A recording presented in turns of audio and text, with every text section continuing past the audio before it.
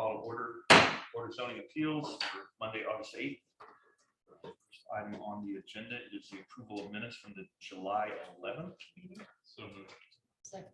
Motion by Mr. Holder, second by Ms. Peters. All those in favor, raise your right hand. All opposed, same sign. That motion carries 5-0. Any special requests or contingencies? Listed, so none that have come up. Okay.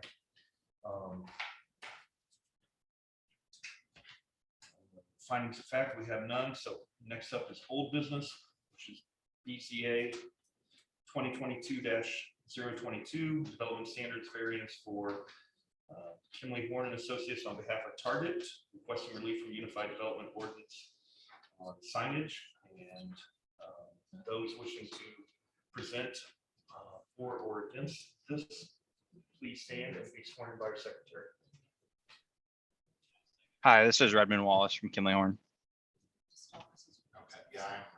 Oh, sorry, before we go any further, Mr. King is recusing himself from this particular docket. Leave the room. And then, Mr. Wallace, you are online. Yes, I am.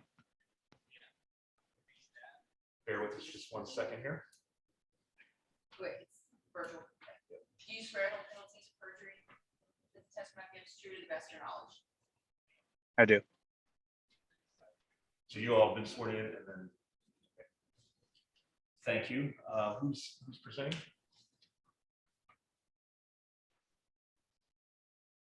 Who's presenting on behalf of the petition? Is that you, Mr. Wallace? Yes, I am. You want to tell us why you're here and your name? Yeah, we're applying. I'm sorry, name and address for the record.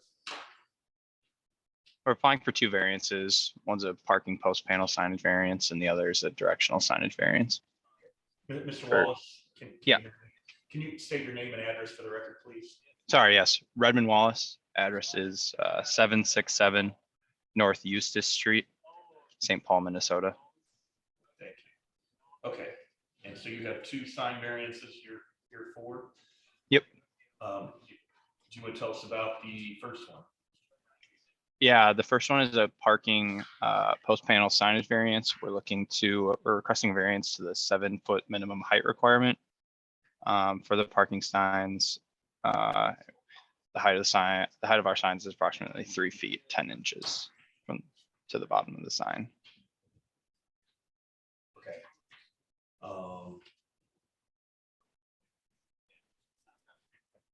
So you're requesting a 3-foot reduction in the required sign height? Correct. Okay.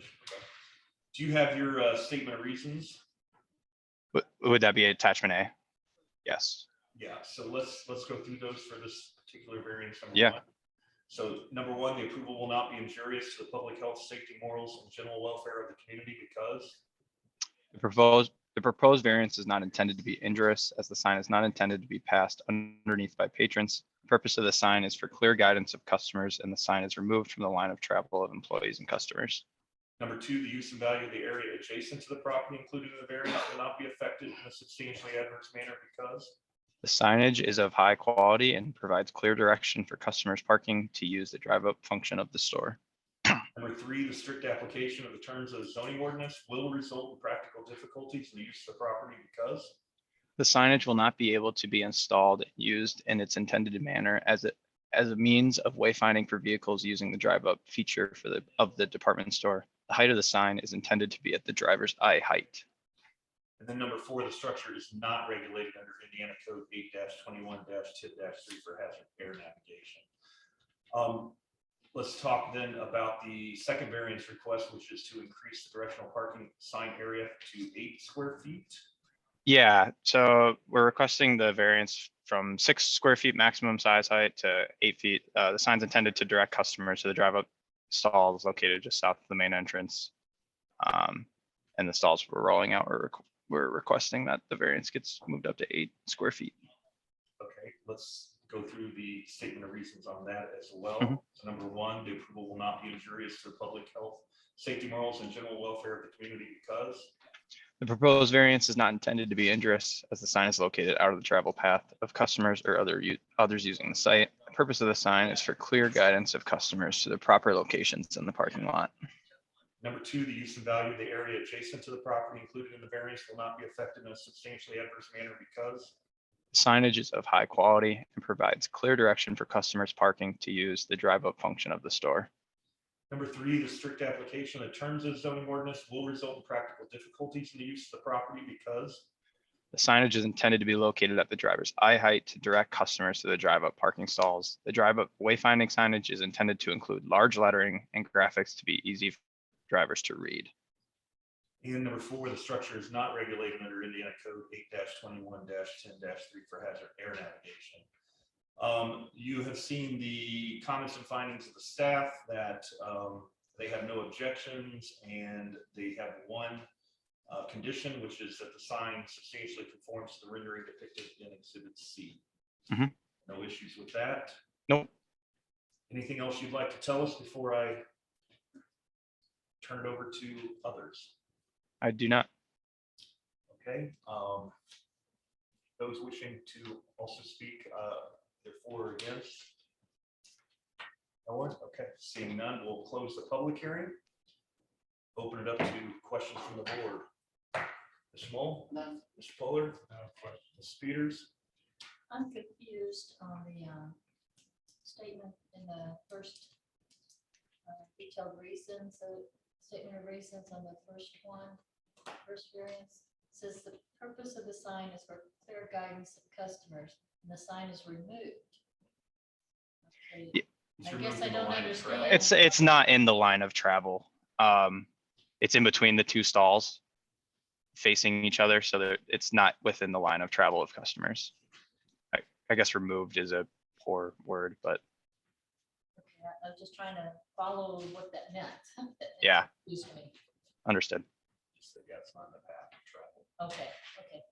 So No other they questions? sit in those parking, so you pull in parking spot, it's facing here, the other it's facing the other. Right. It's not here.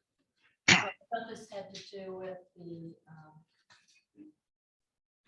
drive-up. It is, but it's not a drive, so It's it's not a drive up pickup. It's a Okay. drive up pickup, so you Pickup, pull into okay. the parking spot. I thought maybe it's a and then they come drive-up, out. but Yeah, you're I picking up just- something that the window or something in it. Yeah, It just there- made No. no sense to me. Yeah, that's, I was a little confused by that at first. They do call it the drive up, but it's not like you're used to the window on the side of the building. Okay, I have no questions. Is everything in order? All notices and receipts and affidavits? yes. And I enter into the record certified copy of the comprehensive plan and the UDO, Unified Development Ordinance. I'll take a motion to accept all those into the record. Chairman, I move that we admit all the evidence presented in regard to this matter, including the notices, receipts, maps, photographs, written documents, petitioner's application and attachments, petitioner's detailed statement of reasons, the staff report will be prepared by the planning department, certified copies of the Unified Development Ordinance and comprehensive plan, testimony of the petitioner, city planning staff, and any remonstrators, and all other exhibits presented, be they oral or written, for consideration by this board in regard to this petition, and to include the testimony of those present this evening. Motion by Mr. Peters, second by Mr. Moll. All those in favor, raise your right hand. All opposed, same sign. That motion carries 4-0. I will take a motion on request number 1, which is to reduce the maximum height of parking signs to 3 foot 10 inches. Mr. Chairman, I move that we approve to reduce maximum height of parking signs to 3 foot 10 with the one condition set by the staff. Which is that the sign substantially conforms to the rendering depicted in Exhibit C. Correct. Motion by Mr. Fuller, second by Mr. Moll. All those in favor, raise your right hand. All opposed, same sign. That motion carries 4-0. Take a motion on request number 2, which is to increase directional parking sign area to 8 square feet. Mr. Chairman, I move that we approve the request number 2 to increase the directional parking sign to 8 square feet. And one staff condition, sign substantially conforms to the rendering depicted in Exhibit C. Motion by Mr. Fuller, second by Mr. Moll. All those in favor, raise your right hand. All opposed, same sign. Motion carries 4-0. take a motion to direct the corporation council to draft the findings of fact.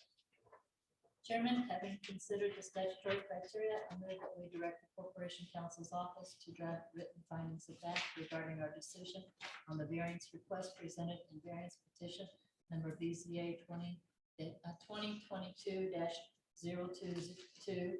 Said findings to specifically incorporate the staff report and the evidence submitted into the record for consideration and adoption by the Board of Zoning Appeals as a final decision and final action regarding this petition at our next meeting. Second. Motion by Mr. Peters, second by Mr. Fuller. All those in favor, raise your right hand. All opposed, same sign. That motion carries 4-0. 4-0, sorry. Mr. Wallace, you are good to go. You can work with the planning staff. We'll take final action on the 22nd. Okay, thank you all. Thank you. All right, next item on the agenda, there is no old business from the floor. The new business is BZA 2022-023, a development standards variance for Red Roof Inn, requesting relief from the Unified Development Ordinance for signage. They want to allow a placement of second pole sign on the real estate, which currently contains one pole sign, to allow for an 85-foot tall pole sign in a zone allowing for a maximum pole sign height of 35 feet, and to allow for a pole sign area of 276 square feet in a zone allowing for a maximum of 100 square feet. Those wishing to present or against this docket, please stand and be sworn in by our secretary. You swear to tell the truth, perjury? Testimony gives true to the best of your knowledge. Yes. All right, who is presenting?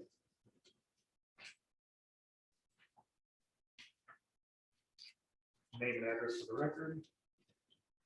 Tom Vanderlip here, at Baylor Law Firm, 225 South Emerson, Suite 181, Greenwood, Indiana, 46142. Tell us why you're here, Mr. Andrew. I'm here to ask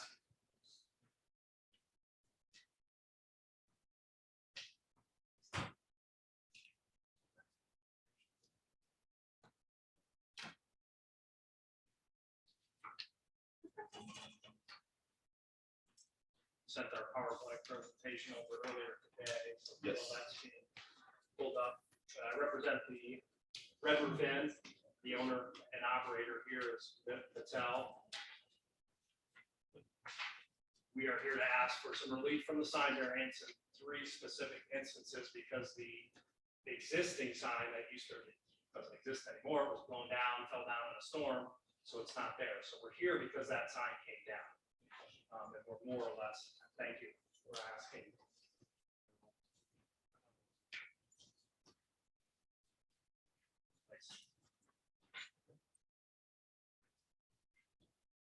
You have your copy of statement of reasons as well. Yes, Do you want to walk through those first? So there you can see the Red Roof Inn there. It's there west of 65, south side of Main Street, right next to Camping World. If I get to the next slide, you'll see an aerial view.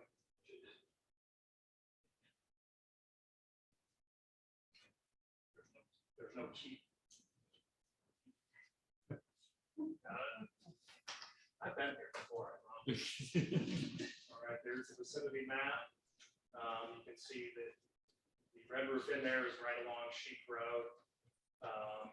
To the west of the Red Roof Inn is the Union Savings Bank. A little further west is what used to be Jonathan Bird's. It's now the Nest with Johnson's Barbecue and other establishments. And then right across the street is the White Castle. That's a little closer. Let's see the buildings there. There's a picture on the left is the sign that used to be there before it came down as a result of the storm. And then you can see the new sign is to the right. In the background there, I'm pretty sure that's the Johnson's Barbecue or the Jonathan Bird's old sign. I can't see it because it's blurry. Statutory criteria, like I said, we're asking for 3 variances, 3-dimensional variances. Were much different than use variances. Not as cumbersome as a use variance. So the specific section of the ordinance that we seek to vary is see it down in the fifth line, section 10-03-08 of the UDO as adopted in October 2020. The overall sign height will be consistent with what it used to be, 83 feet and 276 square feet in size. The existing ordinance requires a smaller sign on a square foot. Second criteria, the approval will not be injurious to the public health, safety, morals, and general welfare of the community because it will allow us to replace the sign which pose no threat to the public health, safety, morals, and general welfare of the community. It's been there for decades. In fact, I started practicing law here in '99, and it was there when I started practicing law here. And there are, it'll come up again, there's several signs in the area. You've already seen the Johnson's Barbecue. There's a White Castle. There's a Union Savings Bank, which I helped them get their sign variance when they bought that location. And there's also one at Starbucks. I helped them get their sign variance when they took over that operation there. The third criteria, the use of value of the area adjacent to the property included in the variance will not be affected in a substantially adverse manner. Again, we're putting us back to where we were before the same sign came down due to no fault of our own. It's not going to affect anyone in a substantially adverse manner. In fact, if we're going to run with the Joneses, then and have a sign like everybody else in that immediate vicinity, then allowing us to have our sign back up in a similar manner will keep us in conformity with the neighbors. For the strict application of terms of the zoning ordinance will result in practical difficulties in the use of the property because the 65 and Main Street corridor, originally developed over 30 years ago, has undergone many changes over the years. Signage is a critical part of marketing in the hotel industry. Branding, advertising, visibility from major interstates is a big deal. It helps keep their business vibrant.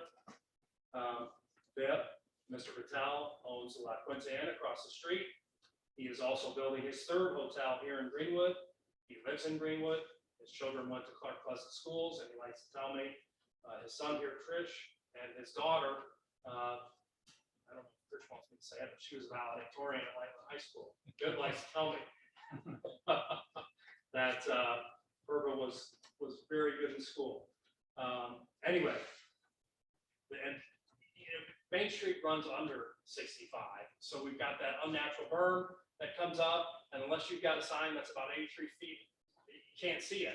So if it's 35 feet, 100 feet, square feet, you're not going to be able to see it from the interstate. And in fact, when you're coming off the interstate and into Main Street, going southbound on 65, you can barely see the signs that are there. Camp World, Starbucks, the ones that I mentioned. So that's a fair trade-off to get us back to where we were, at least before it came down due to no fault of our own. That wraps up the square footage of the pole sign, the face of the sign. The next variance, and I can tackle all three of them at once. Let's do that. The pole sign height, I've already said it, we're back into the same section of the ordinance on the first criteria, 10308. The maximum height is 35 feet from grade level. Well, we got Main Street that runs under an overpass. So 35 feet, 100 square feet, you can't see it. And the zoning ordinance has got to be a general application in Greenwood. It's hard to zone in on particular areas. So that's why we have dimensional variances. Second one, approval will not be injurious to the public health, safety, morals, and general welfare of the community.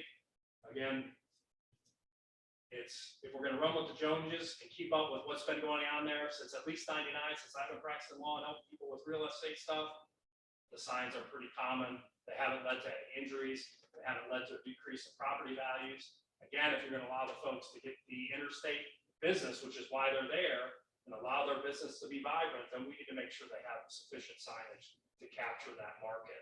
That's what they're there for. The use of value of the area adjacent to the property, including the variance, will not be affected in a substantially adverse manner. As we indicated, Camping World has a sign, White Castle has a sign, Union Savings Bank has a sign, the Nest has a sign, The Shell, I forgot the gas station has a sign. I wasn't involved in that project, but then you go a little further down the road. I was involved in Starbucks, they've got a sign. So we're keeping up with the neighbors in a manner of speaking. And 4, the strict application of terms of the zoning ordinance will result in practical difficulties because of the property's location near a man-made or a human-made elevated overpass provides a practical difficulty. In order to capture that market that we're trying to bring in for business, we need a sign that they can see from the interstate. The 3rd, the pole sign square footage. I'm sorry, I misspoke. The first variance was to have a second sign. So there's and I can see you shaking your head, so thank you for your grace. And making the mistake I made. We have 2 signs. There's a sign out front as you come around Sheep Road that is considered under our ordinance more or less a pole sign, but it's more like a monument sign. So the second sign is to get us back to where we were before the actual pole sign that went 83 feet in the air came down due to no fault of our own. So this sign, we want to go to 270 square feet in size, despite the ordinance's limit of 100 square feet. Again, we're in section 10-03-08. That's the specific section we seek to vary. The second criteria, the approval will not be injurious to the public health, safety, morals, and general welfare of the community, because we have a long track history of having signs in that area, and there's never been any complaints that I'm aware of that they've injured in any manner the public health, safety, morals, and general welfare of the community since I've been practicing law here since '99. 3, the use and value of the area adjacent to the property, including the variance, will not be affected in a substantially adverse manner. Not to beat the drum again, but everybody's got signs. All the neighbors have signs. We're not doing anything that's unusual or out of the ordinary that is going to keep people up late at night. Number 4, in fact, we want them to sleep. That's an important benefit. 4, strict application of the terms of the zoning ordinance will result in practical difficulties in the use of the property because we're right next to the overpass. Main Street goes under it. We need the signage so that the business community is there to catch that traffic on the interstate. And I'm a long-suffering Cubs fan. I don't quite feel as good as I felt when they won the World Series in 2016, but we do have a favorable staff report. It feels good when you get one. And we are willing to accept the conditions they set for approval. Yes. Which, Have questions for me? I'm here. well, I want to state that for all 3, the structure is not regulated under Indiana Code 8-21-10-3 for hazard area navigation. So we'll get that on the record. And then the 2 conditions that the staff that you refer to apply to all 3 requests as well, which is 1, the sign substantially conforms to the rendering depicted in Exhibit C. And then, 2, a completed sign permit application be applied for and issued before the modifications occur. So no issues with either of those. They do apply to all 3. Anything else from you before I see if anyone else wants to speak? And then we'll turn it over to the board. Nothing further. Thank you. Anyone else wish to present or close the public hearing? Mr. Wall? I'm good. Mr. King? Mr. Fuller? How many questions, but I will comment that a nice tall sign is a benefit to travelers, because if I'm coming up on an exit, I don't see a sign, I don't get off. I agree. That's very true. And trying to find it amongst signs, yes. Ms. Peters? No questions. I have no questions either. So are all the notices, receipts, affidavits, everything in order? It is. And I give into the record a copy of the certified copy of the clerk of the comprehensive plan and the unified development ordinance. Take a motion to accept them all into the record.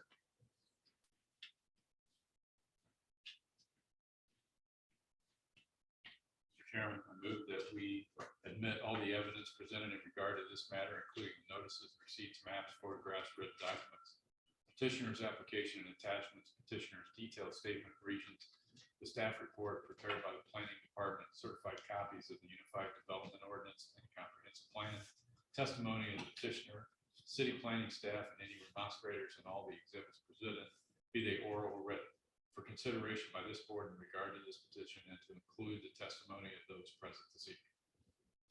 Motion by Mr. Fuller, second by Mr. Moll. All those in favor, raise your right hand. All opposed, same sign. That motion carries 5-0.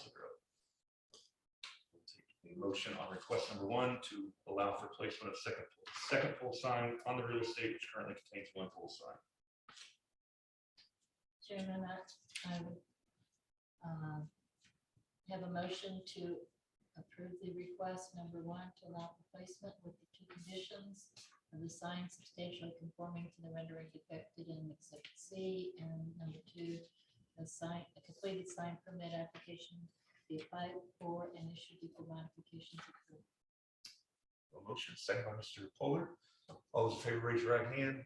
All opposed, same sign. That motion carries 5-0.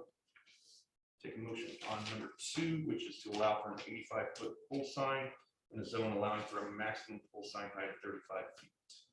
I move we approve this request with the same condition, sign conforms to rendering Exhibit C and a complete sign application. Motion by Mr. King, second by Mr. Moll. All those in favor, raise your right hand. All opposed, same sign. That motion carries 5-0. And number 3, to allow for a pole sign area of 276 square feet in our zone, allowing for a maximum of 100 square feet. Mr. Chair. All right, I'd say I motion we approve it, based on the conditions, the sign substantially conforms to the rendering depicted in Exhibit C, and a completed sign permit application be applied for and issued before modifications occur. Motion by Mr. Moll, second by Mr. King. All those in favor, raise your right hand. All opposed, same sign. That motion carries 5-0. With a motion to direct the Corporation Council to draft up findings of facts. Cameron, having considered the statutory criteria, move that we direct the Corporation Counsel's Office to draft written findings of fact regarding our decision on the variance request presented in the variance petition number BZA 2022-023.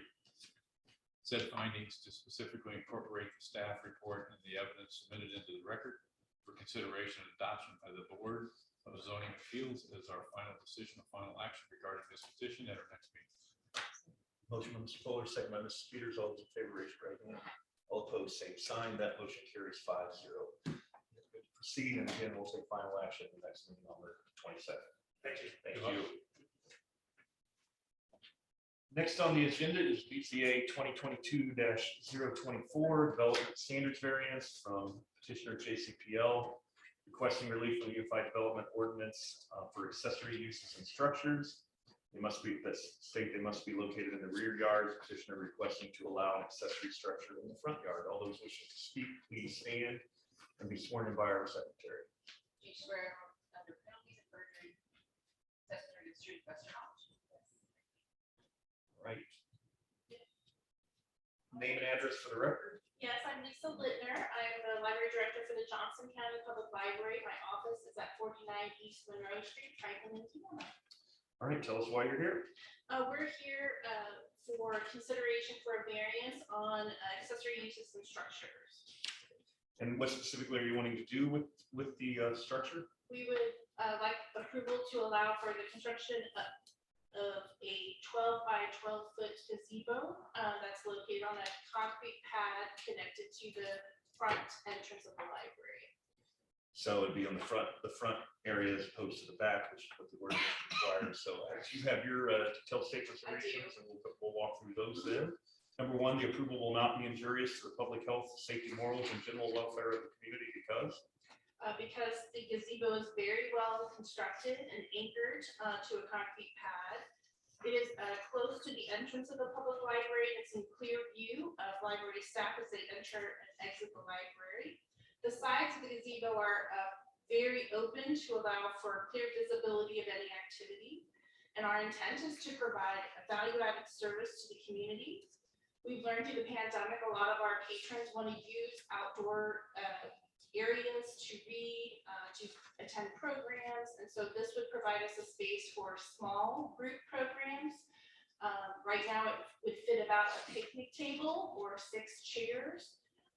And it will allow for programs such as crafts, book discussions to happen outdoors with the shade and rain protection. Number 2, the use and value of the area adjacent to the property included in the variance will not be affected in a substantially adverse manner because Due to the size of the gazebo, it's pretty small, so there's a limited number of people who can use it at one time. It will enhance the programs that we already do and provide opportunity for independent study and access to our Wi-Fi by individuals or families for the majority of its use. That's, I believe, what it will be used for. And it is 24 feet from the property line of the closest property near the library. Okay. Number 3, the strict application of the terms of the zoning ordinance will result in practical difficulties in the use of the property because The front area is the best place for the structure for our patrons. It's in an open area that is safe, convenient, and inviting. Other sides of our library would not provide the visibility or openness that the front does, and that the use of the structure would be limited if it were somewhere else on our property. The biggest factor is safety and visibility.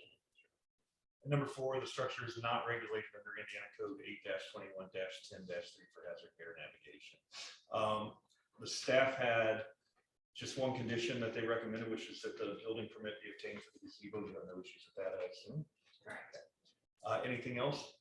No. Okay. Anyone else wishing to speak? Yes, ma'am. Go ahead. Approach the podium.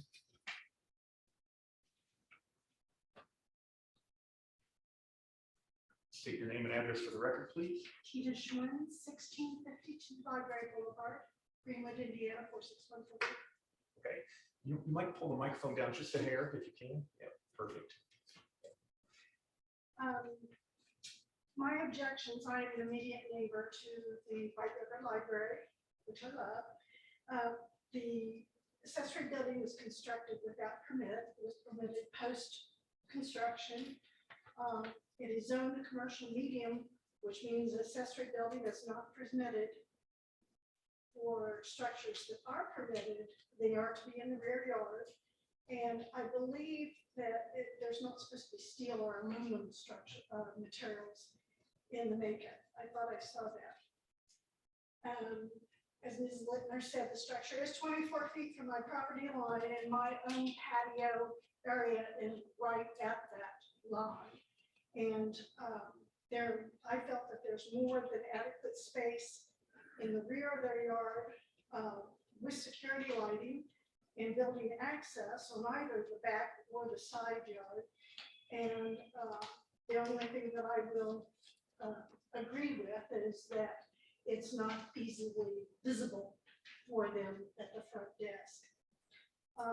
When I contacted the library about erecting the gazebo in their front yard, they refused to limit the hours of use to library hours because I was concerned, and am concerned about becoming perhaps a common nuisance for teenagers congregating after hours in summer evenings or autumn evenings. They refused to erect a fence or plant any screening materials between our 2 yards.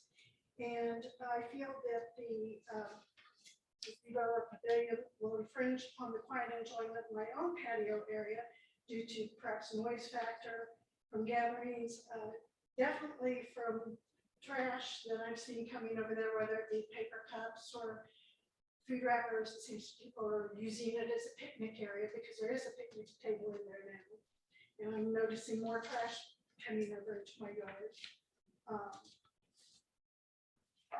I do believe it does lessen my property value due to it's so close to my yard and where my own patio area is. I don't look at selling my property anytime soon, but it does concern me. And if I am asking you not to grant the variance, but if you do grant the variance, if you do so with requirements, erect a screening material, whether that be plank material or something between our 2 yards, limit hours of occupancy to posted library hours, and place the trash receptacle within the structure because Yes, I know there is a trash container about 3 or 4 yards away, but people being what they are, they don't use it. Of those 3 conditions, the latter 2 are most important to me, because I feel that you likely will continue to allow the gazebo, but since it's already there, I don't think you're gonna make them move it, but I think they should work with me as far as limiting the occupancy during to library hours and placing the trash receptacle in the pavilion itself, especially since there is a picnic table there that people are definitely making use of. Thank you. Thank you. You have 5 minutes. You can respond if you'd like to any of that. No, nobody else. Go ahead. I need to get you sworn in, though. I don't believe you were sworn in originally.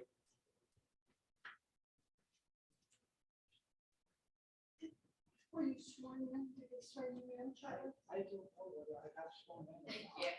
here. We'll get you sworn in. No problem. Swear on penalties of perjury. It's true, but to the best of your knowledge. Okay. Name and address for the record, please. Your name and address for the record. My name is Charles Birch, Burch, and I live at 1644 Library Boulevard. Okay. Go ahead and tell us what you'd like to say. I'm not speaking against Ms. Schwinn. She's a senior member of the condo association. Very conscientious, good person. But I feel that this is a good thing for the library. I volunteered for the library for 11 years. And I have seen them have to go out into the grass and the wet and not having a good area to conduct outside program. I think this would certainly help with that. Tina mentioned trash and so forth. I pick up the trash myself just because it's in my neighborhood. There is not a lot. I can't imagine that it would be used late at night or any other time. I think it would be to library hours. But and that's my stance. I'm for the gazebo. I appreciate your comments there. Thank you, Mr. Burch. Yeah. Yes.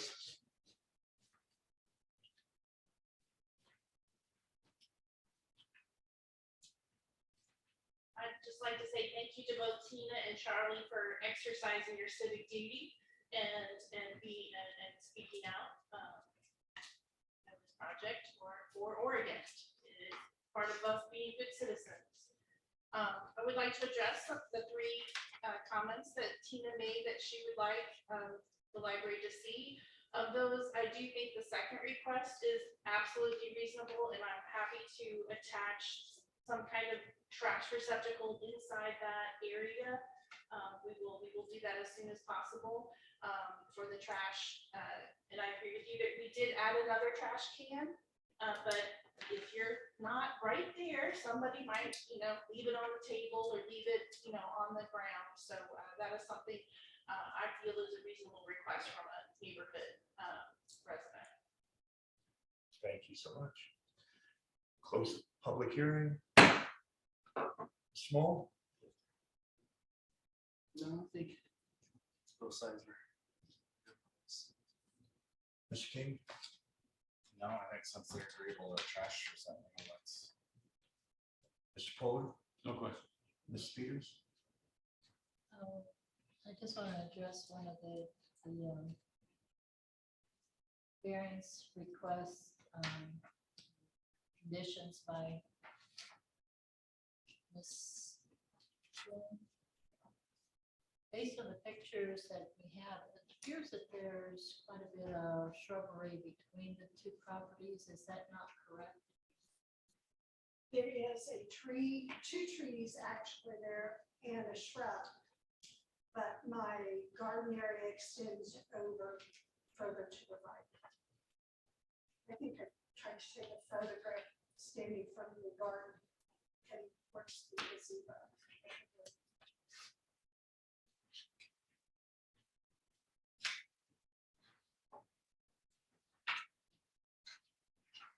Was there a question?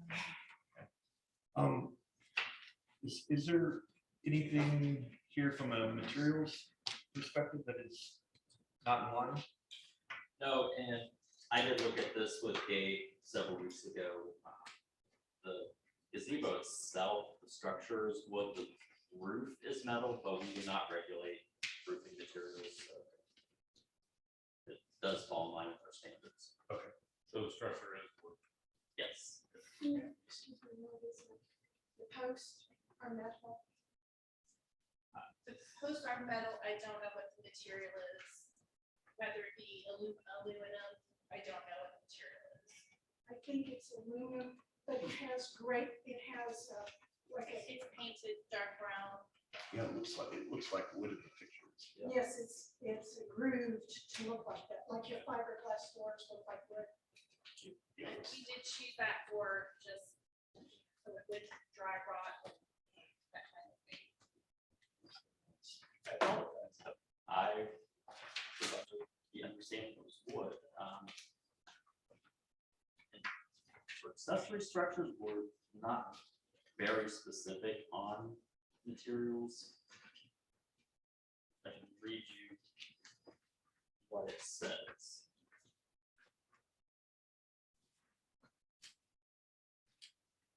It's under 300 square feet shall be made of wood, fiber, cement, masonry, or the same materials as the primary structure. In no instance shall steel be utilized.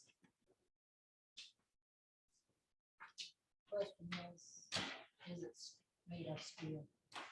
That's steel or aluminum, and is there a, I'd say metal. It says steel. yeah, it's just a steel specific. And I'm almost certain the intent was for like a steel pole barn, to prevent that, which is not what we have here. No, this is a very aesthetically pleasing gazebo, in my opinion. Is that something we should I address said, do we have any issue there that you're aware of, in the Sean, variance with the with the pallets and materials? materials? Well, there's been no confirmation that I don't. Is it steel, part of it steel? I thought it was wood. Well, what you could do, because the variance request is to allow it in the front yard. If they're act on, okay, allowing it an accessory in the front yard, Then if you expect to see that it doesn't meet, you could tell them they have to give an additional variance for materials if it's not compliant to get their permit to have it. I mean, that would be my recommendation. you might need to come back again if they actually see the materials do not meet. Okay. I do think from a safety perspective, its location is good. I guess I would be a little concerned about hours of use. However, I don't know. I don't know how that would Enforce. regulate or enforce, other than if it is posted that it's to be used during library hours, it gives the neighbors the right to call law enforcement or someone to address something that's going on post library hours. So that's something the board might have to think about as well. I think our only comment to that is we do provide 24-hour access to Wi-Fi for our community. Sometimes people sit in their cars to do it, sometimes they sit at a picnic table. That does, I suppose, then it falls back to any kind of noise disruption against the noise ordinance, and you have every right at that point to call on them. You know, if they are being unruly or using it for a purpose unintended. So, okay. Are all the notices, receipts, affidavits, everything's in order? Yes. Entering into the record certified copy of our comprehensive plan and our unified development ordinance. I'll take a motion to adopt them all into the record. Chairman, I move that we admit all the evidence presented in regard to this matter, including the notices, receipts, maps, photographs, written documents, petitioner's application and attachments, petitioner's detailed statement of reasons, the staff report prepared by the planning department, certified copies of the unified development ordinance and comprehensive plan, testimony of the petitioner, city planning staff, and any demonstrators, and all other exhibits presented, be they oral or written, for consideration by this board in regard to this petition, and to include the testimony of those present this evening. Motion by Mr. Peters, second by Mr. Moll. All those in favor, raise your right hand. All opposed, same sign. That motion carries 5-0. Take a motion on the docket. There's only the one request. Mr. Chairman, I move that we approve the request for the structure in the front yards with the one staff condition, a building shall be obtained. A building shall, permit shall be obtained for the gazebo. Any others that you want to add, or that's good? The motion by Mr. Fuller. Second by Mr. Peters. All those in favor, raise your right hand. All opposed, same sign. That motion carries 5-0. Motion to direct the corporation's council to draft the findings of fact. Mr. Chairman, having considered the statutory criteria, I move that we direct the Corporations Council Office to draft written findings of fact regarding our decision on the variance request presented in the variance petition number BCA 2022-024. Said findings to specifically incorporate the staff report and the evidence submitted into the record for consideration and adoption by the Board of Zoning Appeals as their final decision, final action regarding the petition at our next meeting. Motion by Mr. Fuller, second by Mr. King. All those in favor, raise your right hand. Same. All opposed, same sign. That motion carries 5-0. Again, you're welcome to proceed, obviously. I would ask that you do take care of the trash receptacle as you said you would, and try to keep things as quiet as can be there. So, thank you. All right, no business, no new business from the floor. Any announcements? Have anything on the agenda for next? What is the next meeting? 22nd. 22nd. Yes, there are quite a few things on the agenda. I don't remember what they are, but 5. No announcements for you, Shauna? No, sir. Then I'll take a motion to adjourn. Yes, adjourned.